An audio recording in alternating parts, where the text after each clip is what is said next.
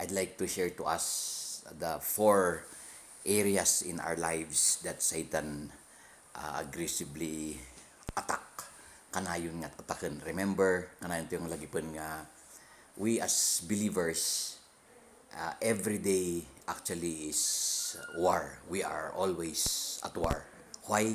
When gaminti demonyo, kanayon nga padason nga, kanayon nga i-confuse da tayo, dadaulan, ti sa iro, kanay na nga kayat nga hantayo nga naragsak.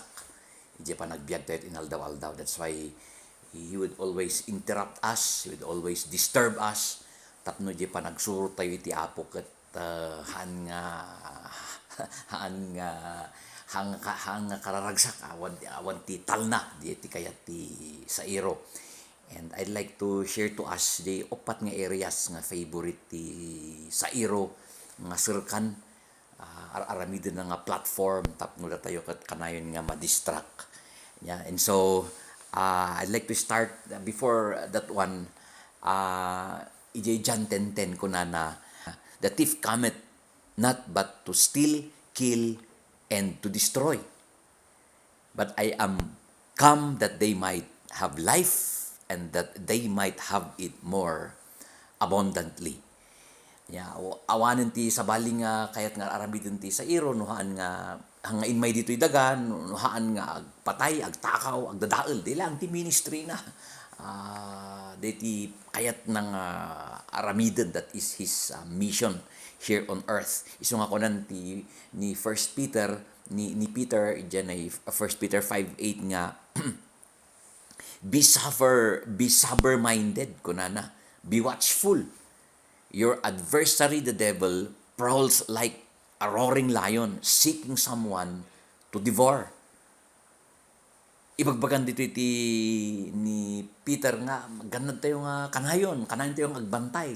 Always on your guard.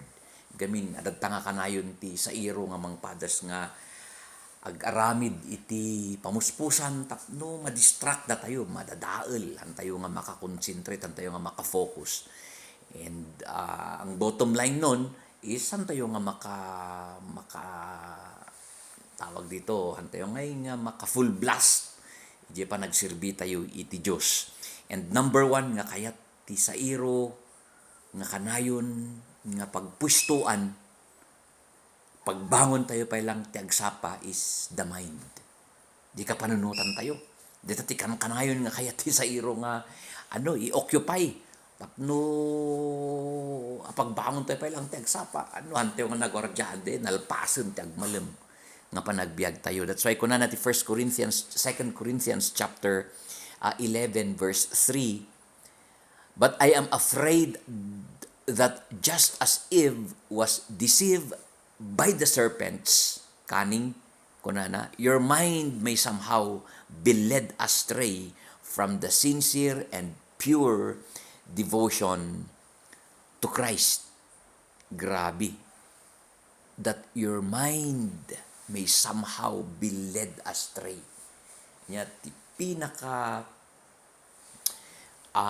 classic nga example nga makita tayo ito'y Bible kat ito'y time nga ni Eva kat nasirkan dijay kapanunutan na iti madmadi nga panunot distraction pa naka-divert and haanlaeng nga adu dagitoy mabalin nga sirkan ti sa iro nya tiempo ni Eva kat dijay makan, dijay uleg. And ti demonyo mabalin met nga sumrot ijay madmadi nga panunot tayo through music, through ijay mabuybuyat ti mata. Especially no agmaymaysa tayo. Iso nga dagiti makin paborito nga agmaymaysa, delikado na. Because the mind is kanayon nga daytoy nga kayat ti demonyo nga playground pagayayaman. Kanayon na kayat nga i-occupy data. And minsan hindi nga halata ta sika lang ti makapanpanunod. Ayun nag-isum dalaeng ket minininga man ti sabsabali. Adalaeng ti nagpintas pa di motibo da nga adda ti i-gift da kinya tayo with right intention, tama naman yun, with good faith mo't diyan ay purpose ko datayo ti amok data suhol man data datayo ti agman madi iti panunutan na. So kunana iti Philippians chapter 4 verse 18, minsan gamin di ngay datayon ti mang ipalubos nga datayo di nalain nga agsuspitya, minaster tayo nga ag conclude kadagitoy haanmet nga dapat nga kabilan iti conclusion na iso nga kunan ditoy ni Philippians 4 verse 8. Finally, brothers and sisters, whatever is true, whatever is noble, whatever is right, whatever is pure, whatever is lovely, kaibig-ibig, what is admirable, if anything is excellent or praiseworthy, think about such things. Dagay ko matipan panunutan tayo. Anya dagay kinapudno, whatever is noble, whatever is right, yung tama. Antayo nga kabilan ti kulay na. Anya DJ na ibaga, anya DJ dinmanon kinya tayo. Appreciate it. Antayo nga nainayunan ti madmading kulay na. Gamin once nga dati marukatan nga entry point ti sa iro di panunot tayo buong maghapon ang gana pa naturog. Datayo ti maapektaran dita. So diti ko na think about such things. Dagiti nagkakaimbag, mga kaibig-ibig. Ano ti tao kat kahit da nga panunutan kat di naglabas yung ti mano nga tawen. Allah. Matino kahit da nga agrelax apan da ko magbuya ti buyaan da nga sini o dati pagpasyaran kat di horror mo ti apan da buyaan ay kat siyempre madmadi at umunog iji kapan panunutan. So iwasan natin yun. Okay, pangalawa is the heart. Di ko na iti Proverbs 4 verse 23 nga above all else guard your heart. Ayan, pangalawang dapat nating binabantayan araw-araw isang ating mga puso. Karo-karo no dati problema ti puso. Biglang agtibtibok nga ko nam iti. And above all else, guard your heart for everything you do flows from it. Ay, iso ti pagkagpuanan na amin. Diyan ay yung ti magbalin nga pagturungan tayo. Kung ano yung puso natin, iso nga ti rumwar. Ag-reflect mo't laang kinya tayo. Facial expression tayo. Ngam adati warning reminder ditoy iti kasiriban nga tao ditoy daga. Let's guard our hearts. Ni Solomon met lang tinang ibaga nga andan nyo dagita puspuso yo ta manangal lilaw. Nanto yung magwardiyan ti puso manangal lilaw. Buglam mo kung nga main in love ka. Ura dati asawa na.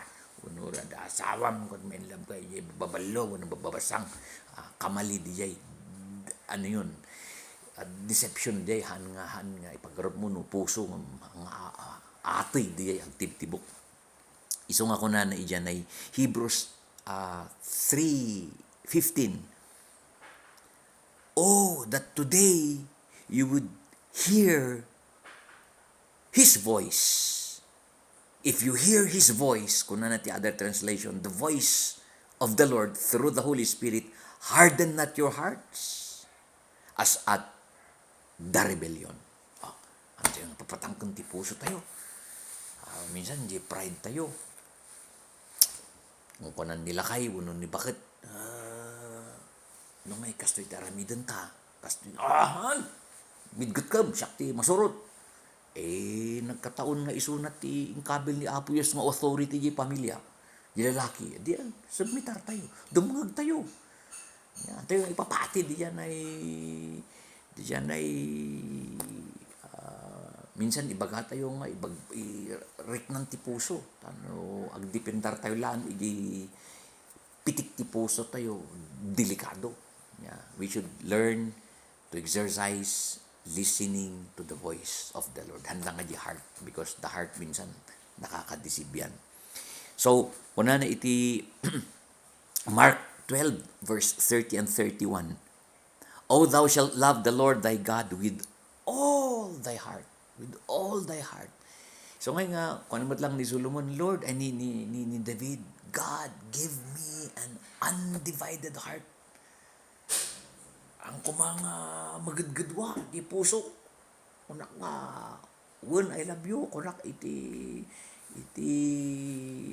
kapis iti pusok, partner ko, ngamhaan ka din nga, paiso ada reservation na. Kapag ka ganun, uy, delikado. Nya, dusi ka lang ti makaamo. Of course, ni Apo Diyos, amo na diyan. Pagarup mo nga, awan ti makaamo si ka lang.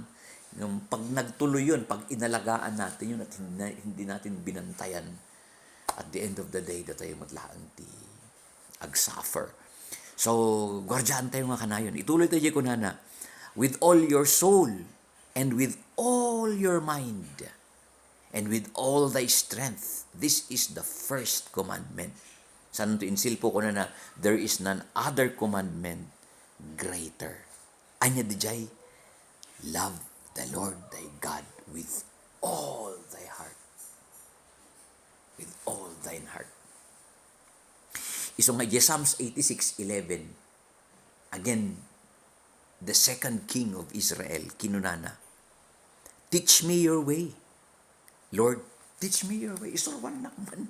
Apo, minsan natangkang ti puso. Kanta-kanta pa yung may saak. Kwarto nga, sana dalawa ang puso ko. Ngam ko na that I may rely in your faithfulness. Teach me. Ibig sabihin, ipalpalubos nga di tao nga korektaran. Ti Apo.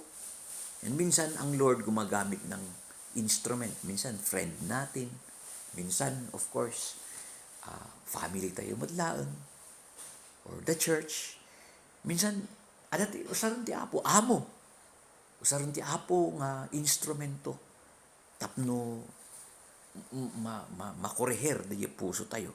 Ngayon ko nandito yung prayer ni David, teach me your ways, O Lord, that I may rely in your faithfulness. Tapno, masusurok nga, dipindar ka, di kinapudnom, your faithfulness, Lord God. Give me an undivided heart, that I may fear your name. That I may fear your name. Ijalaang agbalin nga, pudno nga, adaan tayo, ti butang iti Diyos. Gamin, mabaling nga ti tao, ibabaga na nga agbutang ti Diyos, but actually, adadag ito'y peke. Hanggang bibig lang. But there are real, kasano tayo nga ma-determine, kasano tayo nga mag-gauge nga yung puso tama. Di ko na nga, give me an undivided heart. Si mapalubosak, nga korehiram siya, Lord God. DJ. So, pangatlo is the body. Our body, our physical body. We need to guard our starting from the mind, the heart, and this physical body. And why? Yes, because this body is the temple of the Holy Spirit from time to time. Every day, struggle tayo dito tilasag. Ada kaya tilasag tayo ng aramidan.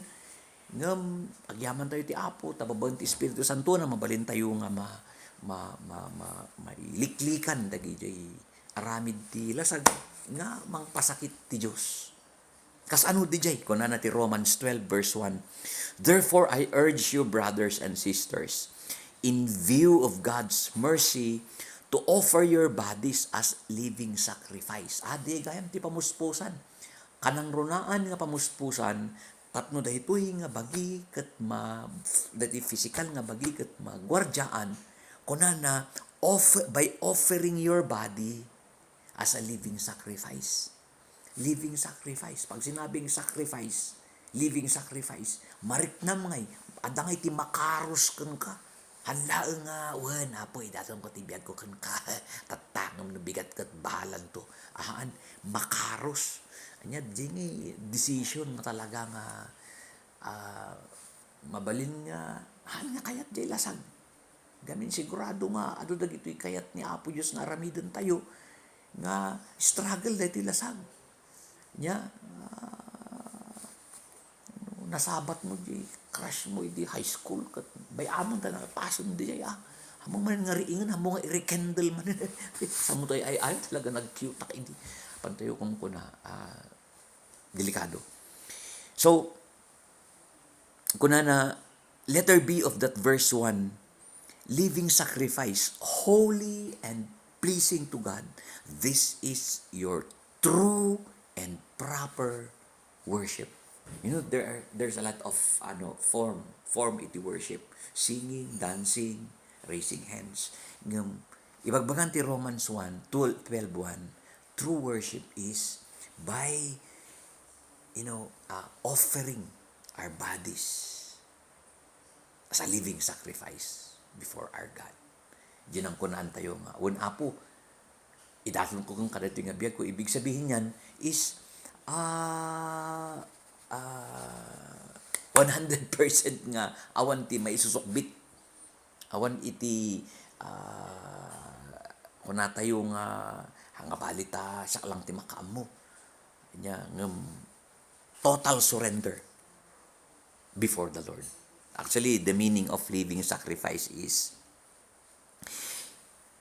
hypocrisy should be stopped.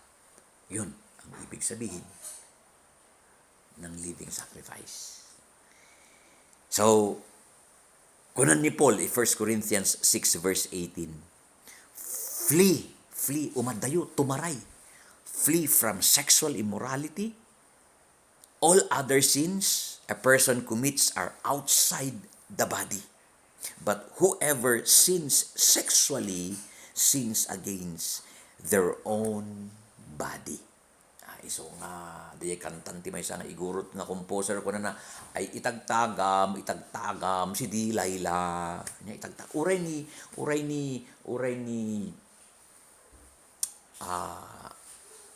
Joseph the Dreamer. Iti sulsulusigod isuna di asawan ti leader iti Egypt. Hanamot nga kinuna nga, sige habay hanak nga agbasol, kitaak laeng kat for my eyes only. Hindi hindi yun ang sinabi niya. Tinmaray niya. Gamin amuna nga mabalin nga matras na ti bagina, matras na ti DJ panunot na.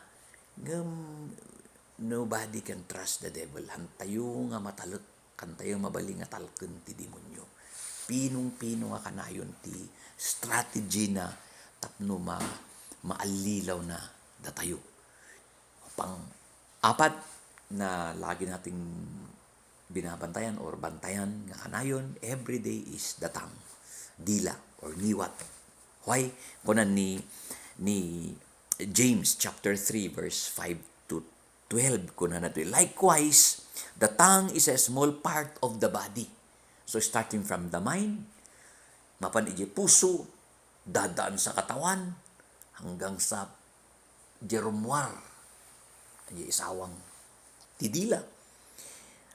The tongue is a small part of the body, but it makes great boast, napakayabang. Consider what a great forest is set on fire by a small spark. The tongue also is a fire, a world of evil among the parts of the body.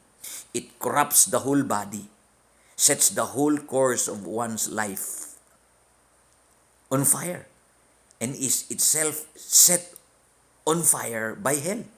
All kinds of animals, birds, reptiles, and sea creatures, and the mankind, but the human being can but no human being can the tongue. Awan ti makapasardeng, mabaling nga mapasardeng ti daduma. Halos amin kaya nga mapasardeng dagitoy nalaaw, dagitoy agin daduma nga banbanag nga creation ngem daytoy nga dila. Grabe. Awan ti makalaped, awan ti makapasardeng. It is a restless evil, full of deadly poison. Grabe gam tinggiwat, grabe gam dila. With the tongue we praise our Lord and Father, and with it we curse human beings who have been made in God's likeness. Out of the same mouth come praise and cursing. My brothers and sisters, this should not be. Can both fresh water and salt water flow from the same spring? My brothers and sisters, can a fig tree bear olives or a grapevine bear figs? Neither can a salt spring produce fresh water. Ah, imposible. Kung kunan dito ni James nga, grabe ti dila, han nga malakdan. Kas langay nga, no, ti bantay, uri basit lang nga posporo at nang rugi nga, apoy kat buong bantay mapuuran kas dyan mo ti dila. Basit lang nga party baginuhan nga mabantayan. Ala, buong barangay, buong bayan, buong munisipyo madamage because of basit lang nga nag-spark nga chismis o namadmadi nga naisawang kat kuna na apay in example na pay iti may nga ubog haan nga rumbeng nga ti ubog adaya ti ubog nga rumrumwar ti sabay nga fresh water ken salt water haan ha imposible awan ti kasi nga ubog anya same as true ijing hiwat ti tao kuna na dapat tipos ti anak ti Diyos DJ no pamadayaw iti apo ti rumrumar ding iwat na pamadayaw lang ang kuma nga ang ilunlunod ang kuma nga mang paspasakit ti Diyos di ti ket nga saon DJ so han nga ang kuma nga dapat apay ko na nang hang nga dapat gamin adu ti iwat dila praise the Lord ti Domingo ngam ti Lunes kaliligat ko studi.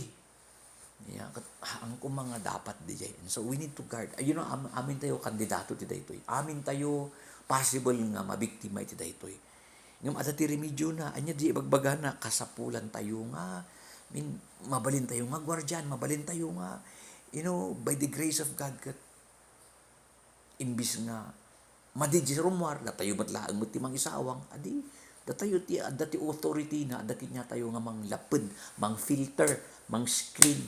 No nya di dapat nga rumar ijay niwat tayo. Ya iso ngay nga kuna ni Solomon, Proverbs 21:19, it is better to live in a desert land than with a woman who argues and causes trouble. Grabe woman pa lang tin example namat. Nga kuna na may mayat pay nga magyan ka iti disyerto nga pagyanan nga awan ti bubong na ti balay kaysa diyan nagpintas ti bubong ti balay mo nga hangag tidtid no ag tudo ngem no ti kadwammet ket babae nga hang malakdan ti tanabitab na ay may mayaten nga uri awan bubong ti balay DJ ti grabe nya nga illustration ditoy ni Solomon kasi nga ganong katindi kapag kayong ngiwat katan nga malapdan. Ayan. Inulit naman in Proverbs 27 verse 15, an arguing woman. Amupay no apay nga woman nga kanayon ti bagbagan. Ngem kunan an arguing woman is like water falling drop by drop on a day it is raining. Kasla nga tudo sagsag guys nga no naurnong siyempre ti tudo timba ket no agtultuloy ay lang baha no agtultuloy pa tsunami ibig sabihin damage so mabalin tayo nga lapdan dagitoy by the grace of God iso nga kuna na ti Ecclesiastes 5:2 do not hurry to speak or be in hurry as you think what to tell God for God is in heaven and you are on earth. So let your words be few. Let your words be few. Grabe DJ nga. Wisdom from